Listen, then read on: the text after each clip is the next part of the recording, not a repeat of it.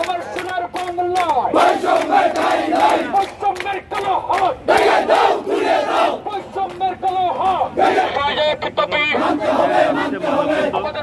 বিভিন্ন স্লোগানে এক দফা এক দাবি মানতে হবে। আপনারা সবাই একত্রীকরণ, এক দফা এক দাবি আমার সোনার বাংলা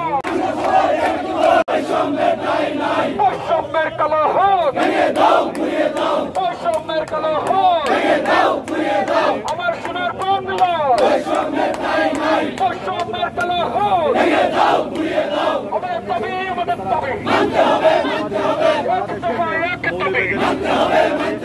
আপনার হোক জাতীয়করণ, আমরা সবাই এক দফা এক দাবি মানতে হবে, এক দফা এক দাবি মানতে হবে। আপনার হোক জাতীয়করণ, আমরা সবাই আমাদের দাবি মানতে হবে, এক দফা এক দাবি মানতে হবে, এক দফা এক দাবি মানতে হবে। বৈষম্যের কালো হাত ভেঙে দাও, ঘুরিয়ে দাও, বৈষম্যের কালো হাত ভেঙে দাও, ঘুরিয়ে দাও, আমার সোনার সৈনিক কেন রেস্টে যাবে, জবাব চাই, জবাব চাই, সৈনিক কেন রেস্টে যাবে, জবাব চাই, জবাব চাই, সৈনিক কেন রেস্টে বিভিন্ন স্লোগানে এক দফা এক দাবি মানতে হবে।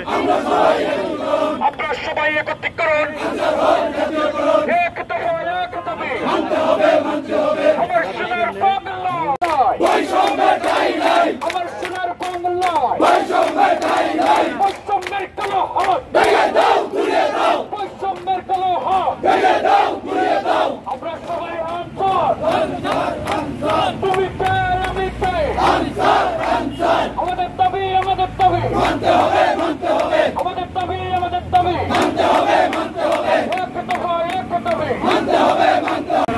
আমরা সরকারি বেসরকারি এবং শিক্ষা প্রতিষ্ঠান এবং রেল স্টেশন এবং বিভিন্ন প্রতিষ্ঠান বিমানবন্দর সকল সব থেকে নির্বাচনের বিষয় থেকে এইসব জায়গা পুনরায় আমরা আনসার বাহিনী ভূমিকা পালন করে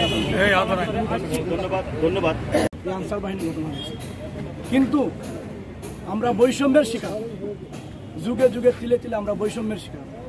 এই আনসার বাহিনী বাংলাদেশের যত গুরুত্বপূর্ণ স্থাপনা আছে, সরকারি যত প্রতিষ্ঠান আছে, এইগুলোতে আমরা ডিউটি করি, আমরা এইগুলো নিরাপত্তা দিয়ে আসছি। এই যে জানেন এখন 2024 সালে যে আন্দোলন করেছে ছাত্ররা, এই আন্দোলনে পুলিশ ছিল না, অলরেডি সব পুলিশ চলে গেছে, কিন্তু বাংলাদেশের প্রতিষ্ঠা জায়গা ট্রাফিক বলেন, থানায় বলেন, সব জায়গায় আমরা ডিউটি করেছি, আমরা এগুলো ভূমিকা রেখেছি। কিন্তু আমাদের চাকরিটা 3 বছর পর আমরা 6 মাসের জন্য রেস্টে কেন যাব?